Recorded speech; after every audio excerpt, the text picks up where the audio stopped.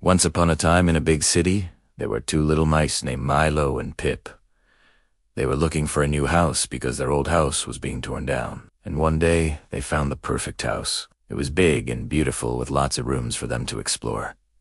The house was empty, or so they thought. As they were sneaking around, they heard a loud bark. A big, fluffy dog appeared and started chasing them. The mice ran away as fast as they could, and that's how they met Bingo, the playful puppy.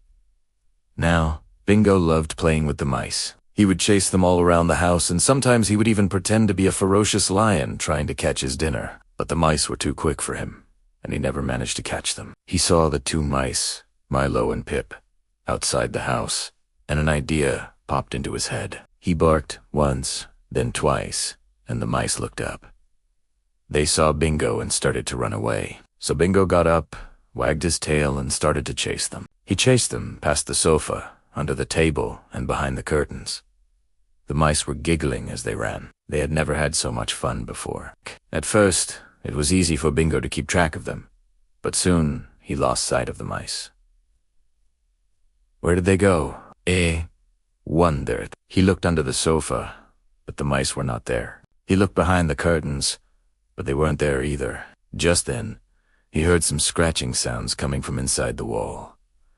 Bingo barked, but the scratching stopped. Maybe they had gone after all, he thought. So he went to the window to watch for them. A few minutes later, he saw the two little mice poking their heads out of a hole in the wall. Bingo barked again, but this time the mice just laughed and waved at him. "You can't catch us," they shouted. Then they disappeared back into the wall. Now, Bingo had to find another way to get to them. He thought about it for a moment. Then he walked over to the cupboard, jumped up on his hind legs, and started to bark. There was a big bag of food in the cupboard, and Bingo knew that the mice would come out to see what was making all the noise. And just like he had hoped, the two mice came out to investigate. They saw Bingo and started to run, but now they couldn't run away from him. But Bingo was too quick for them. He put his paws on the door and closed it shut. Then he started to walk toward the frightened mice with his tail wagging. "Don't be afraid," he said. "I just want to play." The mice were still scared, but they knew that they couldn't run away from Bingo. So they sat down on the floor and looked up at him. "How about a game of hide and seek? You can hide and I'll try to find you." The mice looked at each other. This didn't sound like such a bad game, so they agreed to play.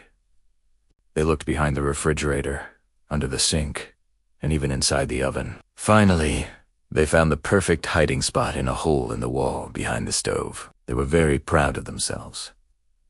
But Bingo was a very smart puppy. He sniffed around the wall and soon found the hole where the mice were hiding. He barked once, then twice, and the mice started to giggle. They had found a great hiding spot, but it wasn't fun to be stuck in there all day. So they came out of the hole and played with Bingo until it was time for bed. When the mice were ready to go to sleep, "We had so much fun," said Pip. "Me too," said Bingo.